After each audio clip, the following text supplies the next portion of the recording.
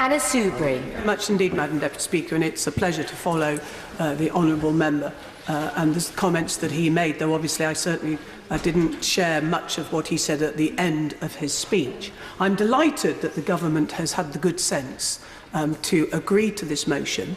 I am concerned about the circumstances in which these documents are going now to be made available in some sort of secrecy, despite the fact that they can clearly be read upon the internet. So why we are going through that farce, I do not know.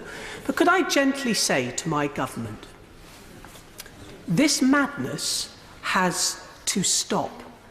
Now, if we were in the middle of the summer, I might say that it was an overexposure to a hot sun that seems to have caused a collective outbreak in the government of a form of madness. Their inability to grasp Brexit and do the right thing, frankly, is now at a point where, as I say, it has got to stop. And we have got to start to do the right thing. And the right thing is to get this Brexit sorted out, to form a consensus in this place and within the country, and deliver. Not just on the referendum result, but deliver on the hopes and the aspirations of our people that we will have an economic future out of the European Union that will be safe and secure for generations to come. Now, the reality, of course, in a moment, the reality, of course, of these documents is that finally, it seems, our government has decided it is actually going to make some choices. It's actually going in Cabinet to form a view. It's only taken 19 months since the referendum to work out what it wants from Brexit. Now, the Prime Minister told us in her speech at Lancaster Gate what she didn't want, but what nobody in government has told us, our Cabinet, is what this government does want by way of Brexit. And if I'm agitated, and I am, I can assure the front bench that the people of this country, whilst I think most of them are just fed up to the back teeth, but they too are agitated because they are worried and they are nervous. And being blunt, there are millions and millions of people in this country who do not believe that either of the two political parties in this country represent their views and indeed will forward their views. I see it in these terms, Madam Deputy Speaker. I think there's a group of people, the hard Brexiteers, and you aren't going to change them. In my own party, my government believes that somehow they can manage the 35 hard Brexiteers who've been banging on about Europe in a way at times which I think is not particularly good for their mental health for decades, and they think they can manage them. You can't manage them. Even if you gave them what they wanted today, they would complain that you hadn't done it yesterday. And it's a battle to the death as far as many of them are concerned, and they will not hesitate to destroy this party, to destroy our Prime Minister, to get what they want. They can see the prize and they're damned if anybody's going to get in their way. And the government needs to wake up to that reality. So we've got that problem to cope with. And that's the way you deal with it. You see it off and you build a consensus and you jump into the middle ground and you put this country's interests before anything else. As the CBI said, goodbye ideology, hello, and wake up to the interests of our country. And then over here, you've probably got a group of people who are still wanting to fight the battle of the referendum, but they are Remainers and they are angry and they cannot and will not accept that we are leaving the European Union. And here in the middle is the majority of people. They're like corks bobbing around in a sea. They feel queasy and uneasy, and they are worried. They're worried about their own futures and their children and their grandchildren's futures. And that there is nobody, no thing, no vehicle that is coming along upon which they can jump. A big warm ship that says to them, come on board. You've got a great captain at the wheel of this ship and we can see the land of our destination over there. It might be Norway. It's EFTA. Actually, I'd like it to be the single market and the customs union. But hell, I will compromise. I'll take EFTA. Why? Because I want to form a consensus to get the best thing for our country. So it's there, but at the moment there is nothing for people to get into that will save them from what is undoubtedly going to be, unless this madness stops, a catastrophe. And I will give way. My right honourable friend said that the Prime Minister had not set out what it was that she wanted. I contend that she's done precisely that. Of course, it's arguable as to whether she'll get it, but in terms of the boat that she's welcoming everybody onto, the Prime Minister has set that out. With great respect to my honourable friend, that is an absolute nonsense. And the good people of this country now require honesty and transparency. It's a nonsense. Some of us have been over to Brussels. Many people, honourable members and right honourable members, some of whom I can see sitting opposite, have spoken to people at all levels of the 27 nations. Other ambassadors from other countries have been over to Brussels and spoken to all manner of people. And no, we're not, please, don't patronise, we're not stupid. We know when we're getting a line, but we've spoken to disparate people. And every single one of them says, wake up, Britain. You're not going to get a bespoke deal. You're probably going to get Canada. I don't want us to be like Canada. That's not what people in my constituency voted for. They didn't vote to be poorer, and they would be poorer, God help us, if we get a Canadian deal. People have a right to know what the consequences are of the various options. And the problem with the Prime Minister's position is she has told us what she doesn't want, the customs union, single market, the ECJ, and that has seriously reduced the options available to our country. And by drawing those red lines and by refusing to move, she puts the EU in a position whereby they are limited in what they can offer us. And you'll say to my right honourable friend, you are deluding people if you continue to peddle these nonsenses. And I will give way, first of all, over there. I thank the Honourable Lady for giving way, and she's giving a passionate speech. The Prime Minister, the one thing she has said she wants is to keep frictionless trade in Northern Ireland. The problem is that it's utterly irreconcilable with what she said she doesn't want, which is single market and customs union. And therein lies the fundamental confusion that is causing so much difficulty in the country right now. I could not agree with the honourable gentleman. I nearly called him my friend, but on this he is, because he is absolutely right. The text, the agreement that was made in December between the European Union and ourselves is such a fudge, it is impossible to place it into a text that can become a treaty. That is what a superb fudge, and then it's delivered the political outcome. But the reality is, it has been accepted by this government. The reality of it is, in order to solve the problem in Ireland, that we are staying in the customs union and the single market. That is what the government basically agreed to do in December. Of course, I'll give way. Thank you, Madam Deputy Speaker, and I thank the Honourable Lady for giving way. She has hit on the heart of the problem, which is the government won't say what they want.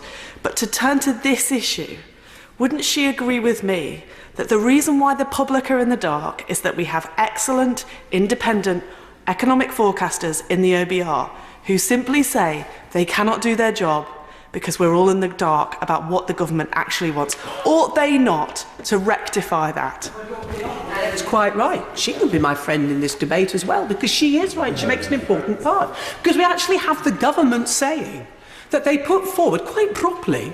This is what governments do, responsible governments. They say to impartial, objective officials, right, these are the options, cost them out or assess them and so on and so forth. And yet, bizarrely, they didn't put forward their own preferred option.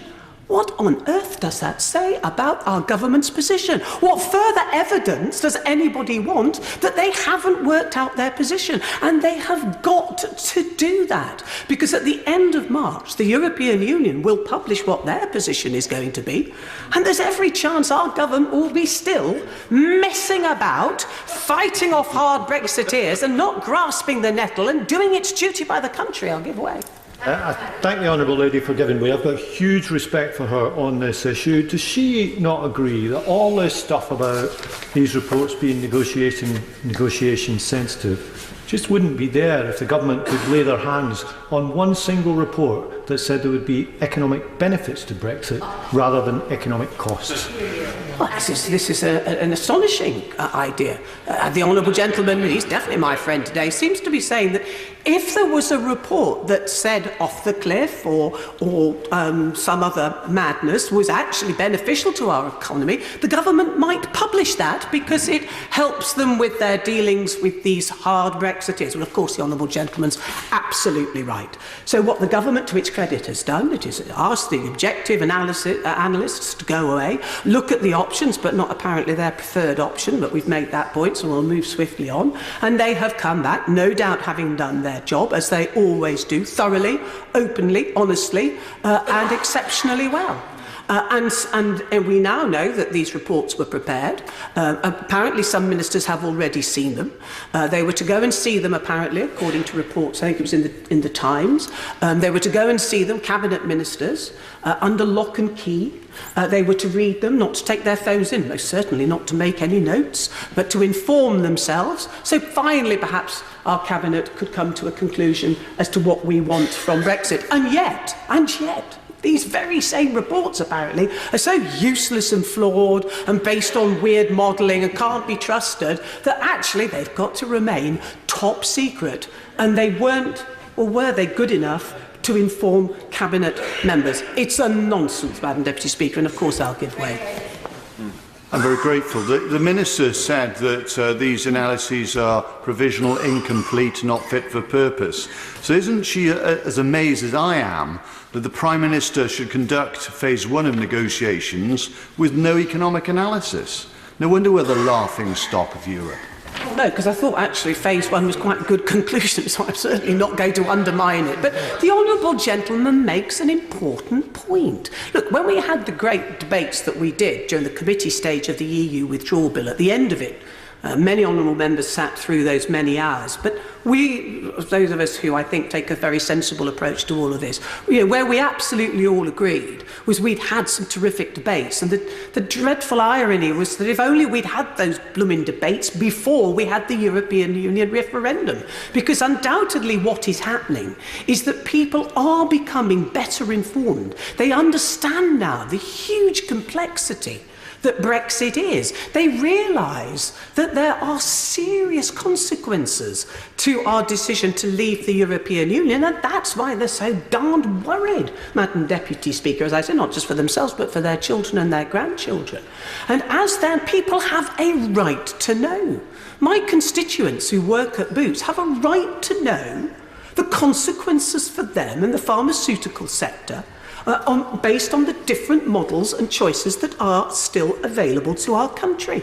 People who work, people who own and run fresh cut foods have a right to know about the consequences of, say, duties on imported fruit and vegetables from European countries and what it will mean to them in the real world doing the job that they do. And this is at the heart of all of what is now happening. People want to know, because they are finding that the promises they were made, the £350 million for the NHS, that's all gone. They were lied to, they were conned to on that. They were told it was going to be the quickest trade deal. I think I'm right in saying they were told it would take a day and a half to do a trade deal which we are nowhere near doing, and we will be nowhere near doing, because the other Brexit reality is this. We are not going to have a meaningful vote in this place. We're not, because there won't be anything meaningful to vote on. Because what's going to happen, unless the government gets into the right place, is that yes, we will have an agreement on the divorce. That will be there in the withdrawal agreement. But the actual future relationship that we will have with the European Union once we've left, we will have a few woolly heads of agreement. It will mean pretty much nothing, not even to those of us who've spent what feels like a lifetime now looking at these things and at these options. a series of heads of agreement. That's not meaningful. That doesn't give us the ability to decide whether or not this is something that we believe is in the interests of our constituents and our country. It will have no meaning whatsoever. And people, again, my government and everybody else has got to wake up to the reality of what we are going to get in October. And I, of course, will give way. For giving way, and I'm hoping that she might say that I can be her friend as well, but maybe the question I'm about to ask will not allow that to happen. And that is whether she thinks that we can have a meaningful vote in this House which does not include the option of voting to stay in the European Union. Today, the honourable gentleman, we used to be friends because we used to be in coalition. So he could be my friend today.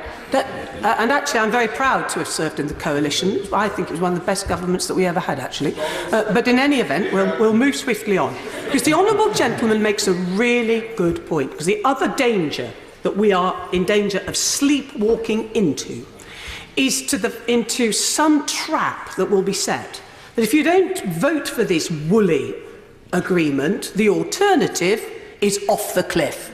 And of course there are other alternatives. And I think it would be wrong to say to the European Union, can we come back and negotiate? Because I think, their patience is to be, I think they're amazing in the way that they have put up with so much nonsense and still not knowing what our country wants. But I don't think we will be in that position. But they've already made it very clear. If we want to remain in the European Union, that is an option that is still open to this country. And indeed, if we want to remain a member of the single market or the customs union, that too is available to our country. So in that sense, it should be a meaningful vote. But can I just say this? Such is my concern, and as events have developed, I have now come round to the very firm view that it's not just in this place that we have a meaningful vote, but actually the people of this country, they too are entitled to a meaningful vote. We had a referendum, and I have always respected that result, and I will continue so to do.